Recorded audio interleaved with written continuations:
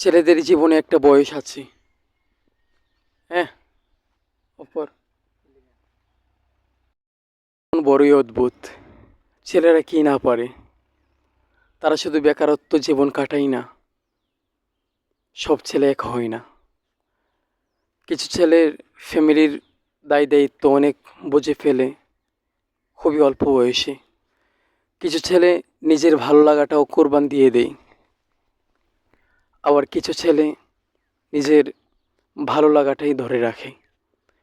খুব অল্প বয়সে যে ছেলেগুলো প্রবাসী হয়ে যায়, তাদেরকে ফ্যামিলির দায়িত্বভার বোঝাতে এসো না। তারা বোঝেই নিজের দেশ কোরবান দেয়, নিজের মা বাবা ভাই বোন বন্ধু বান্ধব পাড়া প্রতিবেশী কিংবা গ্রামের সেই মায়াময় স্মৃতিগুলো রেখে কেমন জানি অদ্ভুত এক স্থানে চলে যায়, যেই স্থানে পাড়া প্রতিবেশী কেউ থাকে না, বন্ধু বান্ধব কেউ থাকে না।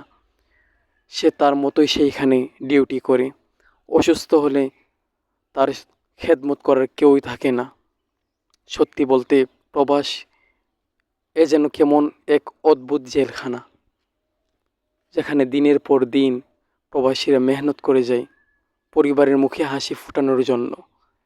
এই বিষয়গুলো আমাদের বোঝা প্রয়োজন। এই জন্যই প্রবাসীদেরকে আমরা কেউ আজে বাজে কথা না বলি যে তুই বেঈমান, তুই এইরকম ওই রকম, দেশে থাকতে খোঁজখবর নিতি, আজ প্রবাসে যাওয়ার পর খোঁজখবর নিলি না। যাই হোক, আমরা এই কথাগুলো থেকে আমরা দূরে থাকি।